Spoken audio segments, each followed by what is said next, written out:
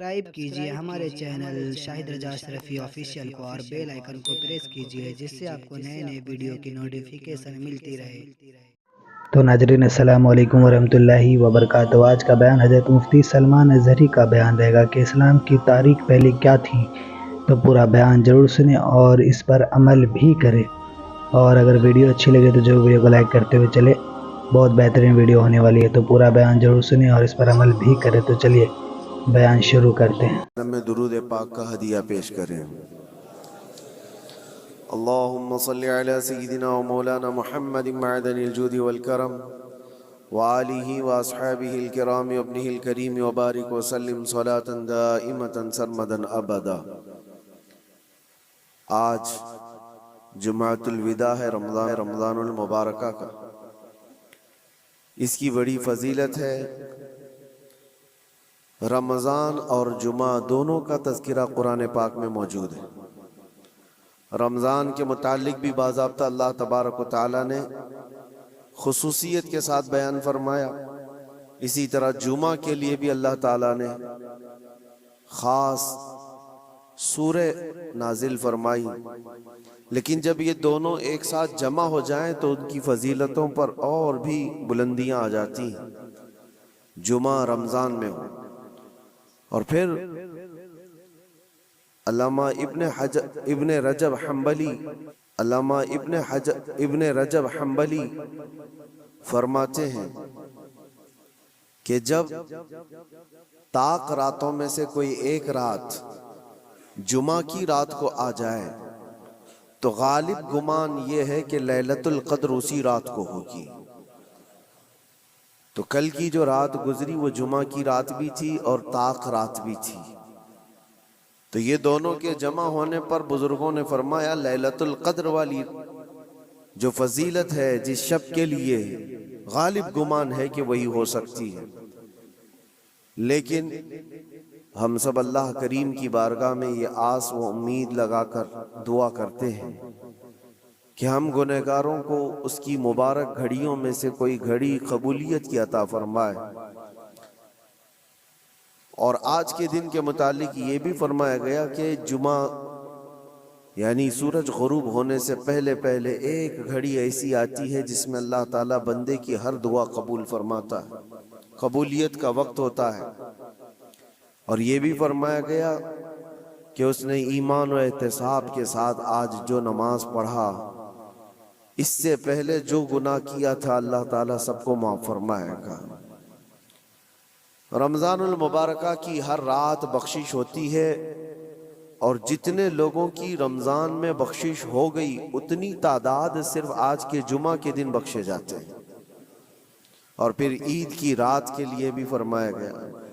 تو اب یہ چند ساعتیں رہ گئی ہیں اور چند لمحے باقی رہ گئے ہیں رمضان کو رخصت ہونے میں۔ دعا یہ کرو کہ اللہ یہ رمضان کے گزرنے سے پہلے ہم سب کی بخشش کا اعلان فرمائے۔ جو ہزاروں لوگ، لاکھوں لوگ جہنم سے آزاد ہو رہے ہیں، ان آزاد ہونے والوں میں ہمارا نام بھی مولا شامل فرمائے۔ ویسے دنیا بھر میں آج کے دن کو مسلمانوں نے یوم القدس کے نام سے منسوب کیا ہے۔ یوم القدس کے نام سے اس کو موسوم کیا ہے۔ دنیا الگ الگ ڈے مناتی ہے، mother's day, father's day, women's day, وہ پتہ نہیں کون کون سے ڈے بہت سارے منائے جاتے ہیں۔ اسلامی اعتبار سے ساری دنیا کے مسلمانوں نے رمضان کے آخری جمعہ کو القدس ڈے، یوم القدس یعنی بیت المقدس کی حفاظت والا دن قرار دیا۔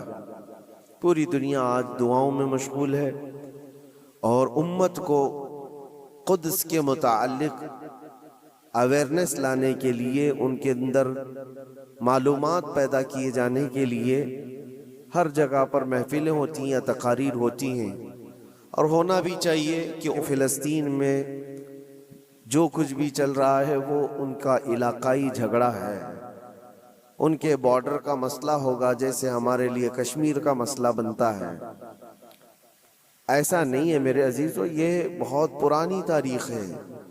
بیت المقدس جو خطہ ہے جس کو مسجد اقصی کہا گیا قرآن پاک میں، جہاں سے رسول کریم صلی اللہ تعالی علیہ وسلم کی معراج ہوئی، جس کا ذکر صاف قرآن پاک میں ہے، سبحان الذی اسری بعبدہ لیلا من المسجد الحرام الی المسجد الاقصی۔ پاک ہے وہ ذات جس نے اپنے بندے خاص کو ایک رات مسجد حرم سے جو مکہ میں مسجد اقصی تک کا سفر کرایا۔ مسجد اقصی کیا ہے؟ قرآن کہتا ہے الذی بارکنا حولہ، جس کے ارد گرد ہم نے برکت رکھی ہے، جس کے ارد گرد برکتیں رکھی گئی ہیں۔ تو مسجد اقصی یہ کل پرسوں والی، سال دو سال پہلے والی یا 100-200 سال پہلے والی مسجد کا نام نہیں ہے، یہ اتنی پرانی ہے جس کی تاریخ تقریباً 4000 سال پہلے کی۔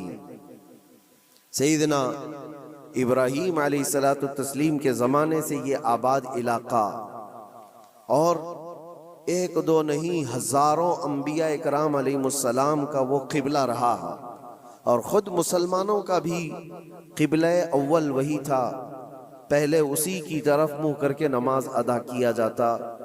اور نبی پاک صلی اللہ تعالی علیہ وسلم جب مدینہ طیبہ ہجرت فرما کر آئے تو آپ اندازہ کیجئے کہ بعثت کے 13 سال کے بعد، یعنی حضور کے اعلان نبوت کے 13 سال کے بعد حضور پاک صلی اللہ تعالی علیہ وسلم نے ہجرت فرمائی، مکہ کے 13 سال، اور پھر مدینہ جانے کے بعد وہاں 17 مہینے تقریباً 1.5 سال بیت المقدس کی طرف منہ کر کے ہی نماز پڑھی جاتی تھی، بیت المقدس کی طرف رخ کر کے ہی عبادت ہوتی۔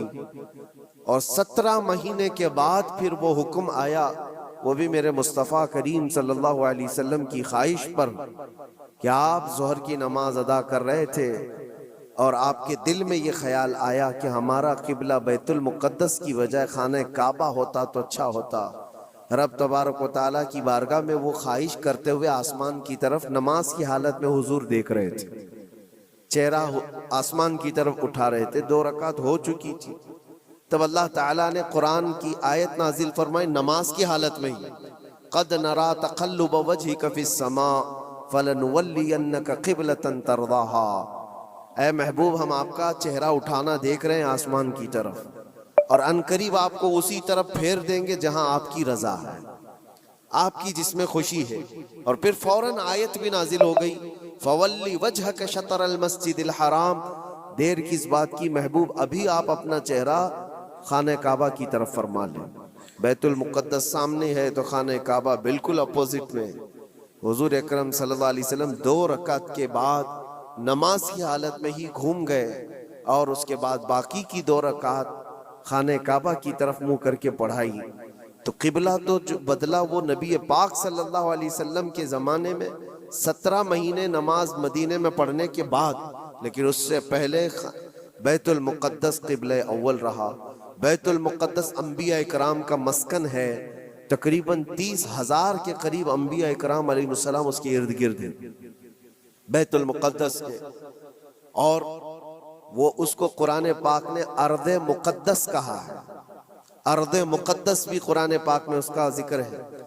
مسئلہ یہ ہے کہ وہاں پر دنیا کے 3 بڑے پرانے جو ادیان ہیں ان کا وہ محور و مرکز بنتا چلا جاتا ہے، یہودیت، عیسائیت اور مسلمانوں کے لیے، سب کے لیے وہ مقدس ہے، محترم ہے، متبرک ہے۔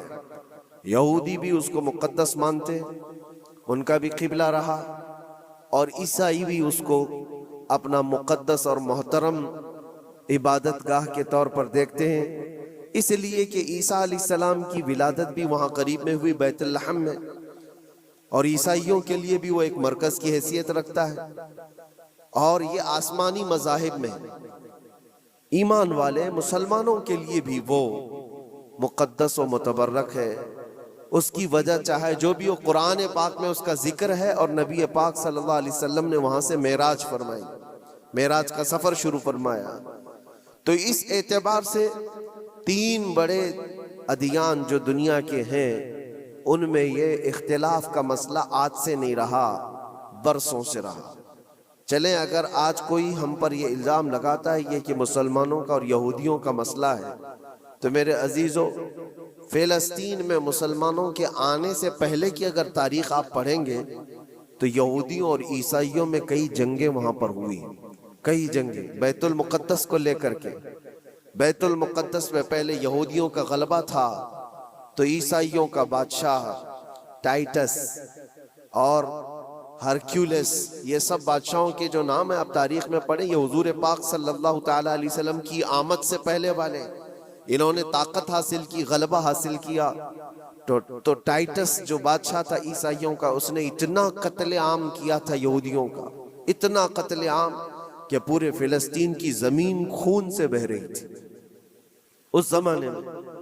اور پھر جب یہودیوں کا غلبہ آیا تھا تو یہودیوں نے عیسائیوں کا قتل عام کیا تھا، کسی کو چھوڑا نہیں تھا۔ تو بیت المقدس کے حصول کے لیے، اس پر غلبہ حاصل کرنے کے لیے جنگیں برسوں سے چلی، بہت برسوں سے۔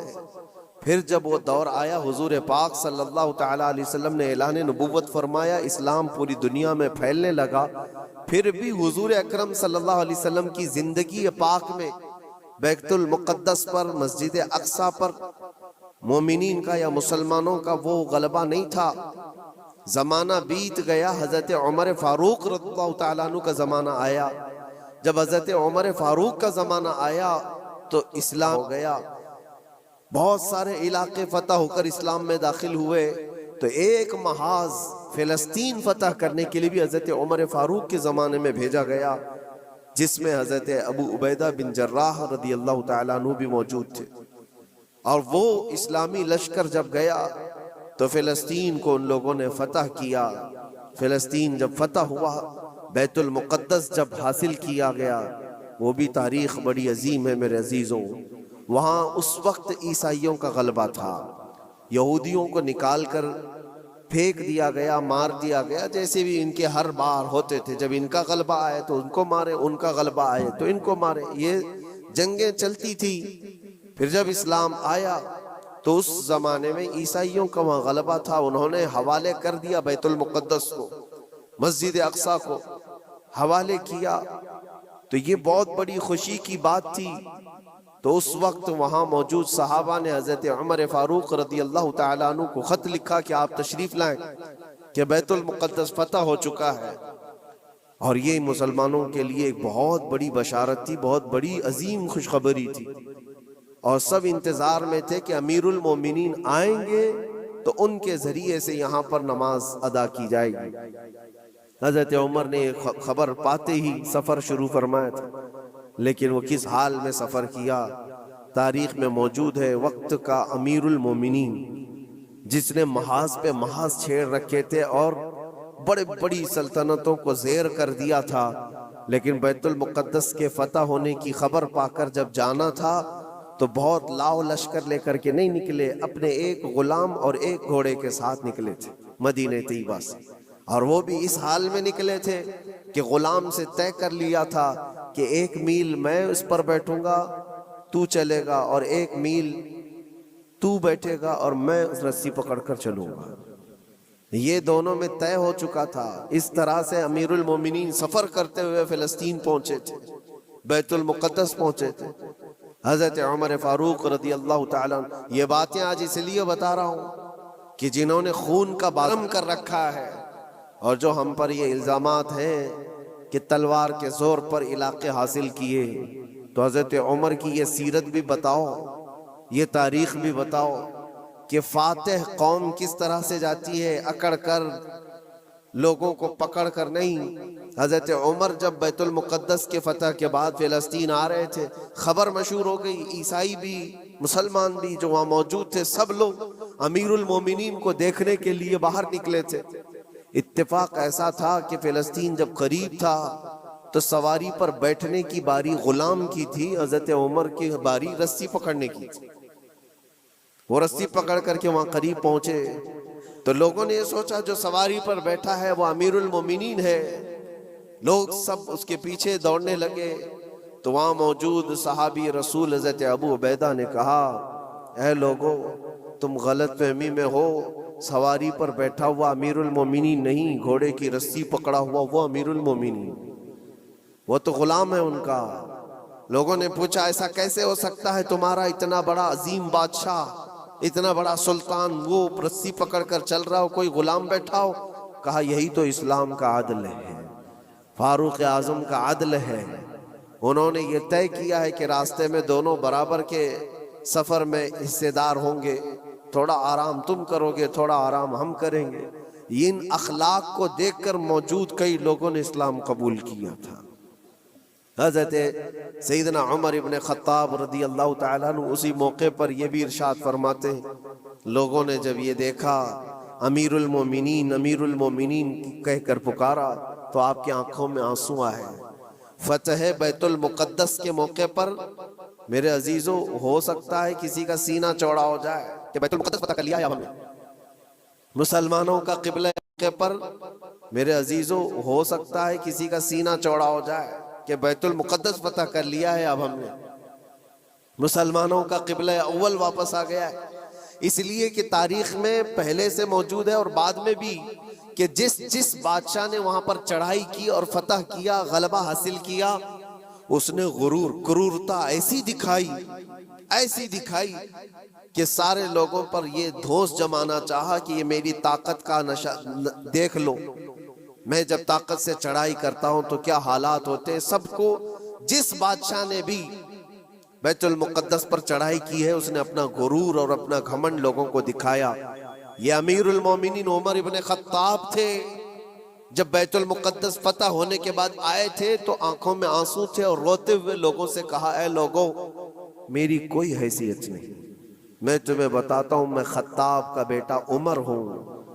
بچپن میں مجھ سے 2 بکریاں نہیں سنبھلی جاتی تھی، میرے باپ مجھے مارتے تھے، جب بکریاں میں نہیں سنبھال پاتا تو روز مار کھاتا تھا. اور آج اللہ کے فضل سے پورے علاقے مصر، یمن، عراق، ایران، روم، اب یہ فلسطین، عرب، حجاز، تقریباً آج کی 6 کنٹری جس کا رقبہ 36 لاکھ اسکوائر کلومیٹر کے آس پاس ہوتا ہے. حضرت عمر کہتے یہ پورا علاقہ آج تنہا عمر اس کو ہانک رہا ہے اور ہماری نگرانی میں ہے. اس لیے نہیں ہے کہ خطاب کا بیٹا عمر ہے، اس لیے کہ محمد عربی کا غلام عمر ابن خطاب حضور اکرم صلی اللہ تعالیٰ علیہ وسلم سے وابستہ ہوں تو اللہ تبارک و تعالیٰ نے یہ طاقت و قوت اور یہ غلبہ عطا کیا ہے. ایک مختصر سی تاریخ میں آپ کے سامنے رکھتے آ رہا ہوں. پھر حضرت عمر فاروق رضی اللہ تعالیٰ عنہ کے فتح کے بعد بیت المقدس میں تقریباً 200 سال تک اسی طرح کا معاملہ رہا. پھر ڈھیلا ہو گیا، پھر عیسائیوں کا غلبہ آیا، عیسائیوں نے دوبارہ بیت المقدس کو حاصل کیا. پھر وہ بھی 100 سال کے اوپر زمانہ بیت گیا. پھر بیت المقدس کے حصول کے لیے جگہ جگہ مسلمانوں میں بہت سارے محاذ نکلے، لیکن اللہ تعالیٰ نے دوبارہ فتح بیت المقدس کا صحرا سلطان صلاح الدین ایوبی کو عطا فرمایا. وہ ایک جرنیل تھے، اسلام کے نڈر تھے اور بہادر، عظیم بہادر، جنہوں نے عدل و مساوات تو ایسے کیے ہیں. عیسائیوں نے بھی آج اپنی کتاب میں لکھا ہے ہم نے ایسا کوئی سپہ سالار دنیا میں دیکھا نہیں جیسا صلاح الدین تھا. صلاح الدین نے اپنے نفس کے لیے، اپنی ذات کے لیے کسی ایک کو بھی مارا نہیں، کسی ایک کو بھی بندھک نہیں بنایا. بے شمار لوگ جو عیسائی تھے وہاں پر ان کو مال جائیداد جو چاہیے وہ سب دے کر کے آزاد کیا ہے. کہا کہ صرف بیت المقدس یہ مقدس جگہ ہے، اس کی گندگی اور اس کی ناپاکی میں نہیں دیکھ سکتا. باقی جب بیت المقدس فتح ہوا تھا صلاح الدین کے زمانے میں تو اس وقت عام اعلان تھا جس کو جو لے جانا ہے لے جائے. دروازوں سے سونے کے جو نقش تھے عیسائی جب بھاگ رہے تھے وہ بھی کھرچ کر کے نکال رہے تھے لے جانے کے لیے، جو ہاتھ میں آئے وہ سب. لیکن صلاح الدین نے منع کیا تھا کسی کو کچھ نہ پوچھا جائے، مال و جائیداد، دنیا کی دولت سب انہیں مبارک ہو، اللہ کا یہ مقدس گھر ہمارے حصے میں آیا. یہ بھی تاریخ موجود ہے. اور صلاح الدین ایوبی، سیدنا عمر ابن خطاب رضی اللہ تعالیٰ عنہ کے زمانے کی یہ فتح یابیاں یہ دور اسلام میں ہے مسلمانوں کے لیے. پھر زمانہ بیتتا گیا اور پھر یہ انہی حالات میں بحمدہ تعالیٰ تقریباً 1000 سال چل پڑے.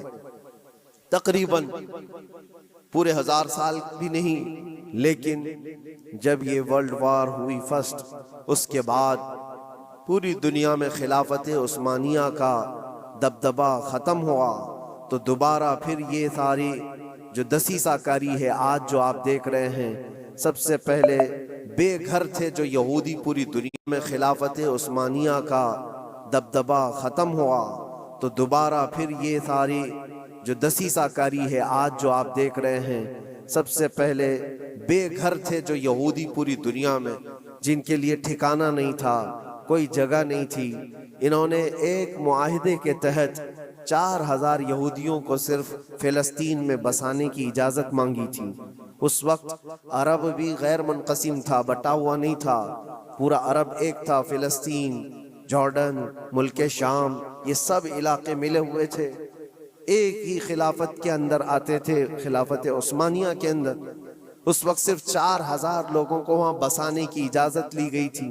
اس کے بعد پھر 4000 لوگوں سے یہ آبادی بڑھتے ہوئے دنیا کے ہر کونے سے یہ مائیگریٹ کرنا شروع کیے، ہجرت کرنے لگ گئے، اور دھیرے دھیرے دھیرے کرتے کرتے 1912 سے لے کر 1947 تک ان یہودیوں کی جگہ جگہ سے ہجرت ہوئی، اور وہ جا کر کے اس جگہ جمع ہوئے، اور آج جو ایک خطہ آپ دیکھ رہے ہیں اسرائیل نام سے، حقیقت میں اسرائیل نام سے کوئی وجود ہی نہیں تھا، وہ پورا فلسطین تھا، پورا فلسطین۔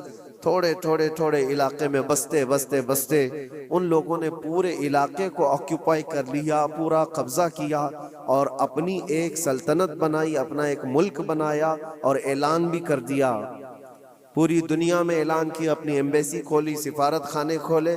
لیکن حیرت کی بات ہے کہ فلسطین کو ایسا دبا دیا گیا، اب اس کی اپنی کوئی حکومت نہیں، اس کی اپنے کوئی اختیارات نہیں، وہ نام کے لیے ایک علاقے میں بس سمٹ گئی ہے، اور ایک چھوٹا سا علاقہ اب بچ گیا ویسٹ بینک کا اور غزہ کا، جہاں آج لڑائیاں ہو رہی ہیں، جہاں بم بارود برسائے جا رہے ہیں، یہ تھوڑا سا علاقہ بچا رہ گیا ہے۔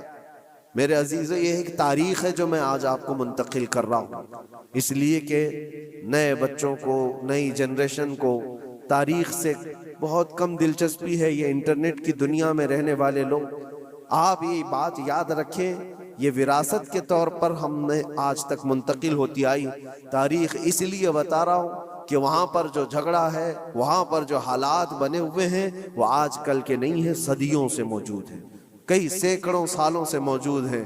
اور اللہ کے نبی صلی اللہ علیہ وسلم کی ایک بشارت بھی سنا کر جاتا ہوں۔ نبی پاک صلی اللہ علیہ وسلم نے فرمایا، میری امت میں ایک جماعت ایسی رہے گی قیامت تک جو بیت المقدس کی حفاظت کے لیے لڑتی رہے گی، اور ان کے مخالفین کا دھوکہ دینا، ان کے مخالفین کا ان پر حملہ کرنا ان کو کچھ نقصان نہیں دے گا، وہ ایمان پر ویسی ہی جمے رہیں گے۔ یہ حضور پاک کی بشارت ہے۔ نبی پاک صلی اللہ علیہ وسلم نے فرمایا ہے کہ وہ دمشق یا بیت المقدس کے آس پاس لوگ ہوں گے، اپنی جانوں کا نذرانہ دیتے، اور حضور نے یہ جب گارنٹی دے دی تو پھر کہنے کی کیا بات ہے۔ حضور نے فرمایا قیامت تک وہ جماعت حق پر قائم رہے گی۔ کسی اور کے لیے اتنی گارنٹی ملتی ہے؟ حدیث پاک میں حضور نے فرمایا ان کے لیے وہ ایک جماعت ایسی ہوگی قیامت تک وہ حق پر قائم رہیں گے، حق پر قائم رہیں گے بیت المقدس کی حفاظت کے لیے۔ آج ان لوگوں کے حالات دیکھتے ہیں ہم۔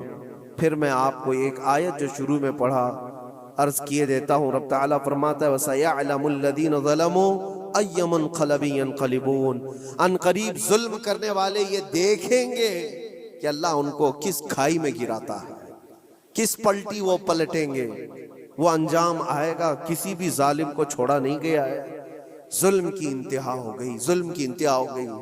حیرت ہوتی ہے یہ دنیا آج جو نیوٹرل بنتی ہے، سیکولر بنتی ہے، ان کی زبانوں میں کیا دہی جم گیا ہے۔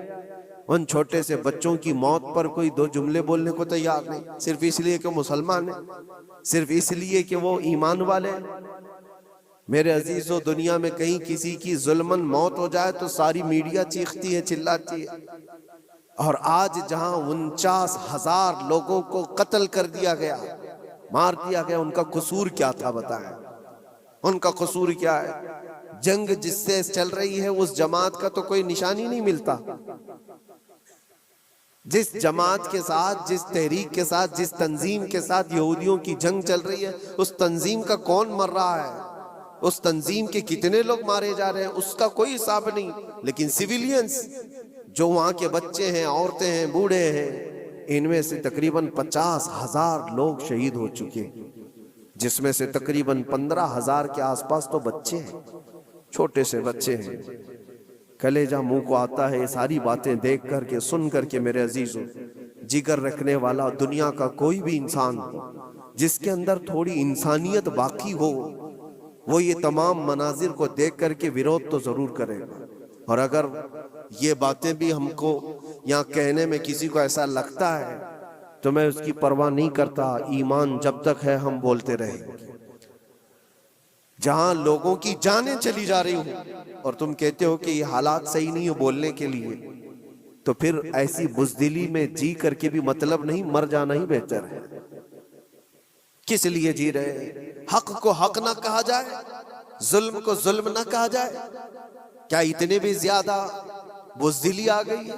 میرے عزیزو، آپ کو بتانے کا مقصد یہ ہے. مجھے پتا ہے لوگوں کو یہ بھی لگتا ہے کہ یہاں بیان کر کے مطلب کیا ہے، فلسطین میں ظلم ہو رہا ہے، بچے مارے جا رہے ہیں، یہاں بیان کر کے کیا مطلب ہے، یہ تھوڑی نہ وہاں جائیں گے مدد کرنے کے لیے. لیکن میرے عزیزو، فزیکلی آپ جا تو نہیں سکتے، لیکن اس سے بہت ساری عبرتیں، بہت سارے سبق تم سیکھ سکتے ہو. تم سردی بخار پر آئیں کائیں کرنے لگ جاتے ہو، جن کے گھروں پر روز بم بارود ہو، ان لوگوں کو دیکھو کبھی تو آج بھی الحمدللہ کہتے ہیں. ایک خاتون کو دیکھا جس کے 4 بیٹے شہید. تو ناظرین، ویڈیو اگر اچھی لگی ہے تو ضرور ویڈیو کو لائک کرو، اور ہمارے چینل پہ اگر نئے ہیں تو ضرور سبسکرائب کریں، اور اللہ سے دعا کریں کہ اللہ ہمیں نیک عمل کرنے کی توفیق عطا فرمائے، ہر بلا مصیبتوں سے، پریشانیوں سے، آفتوں سے، بیماریوں سے حفاظت فرمائے. تو چلیے ناظرین، ملتے ہیں اگلی ویڈیو میں، تب تک کے لیے السلام علیکم ورحمۃ اللہ وبرکاتہ. ویڈیو اچھی لگے تو ہمارے ویڈیو کو لائک کریں اور ہمارے چینل کو سبسکرائب کریں. شکریہ.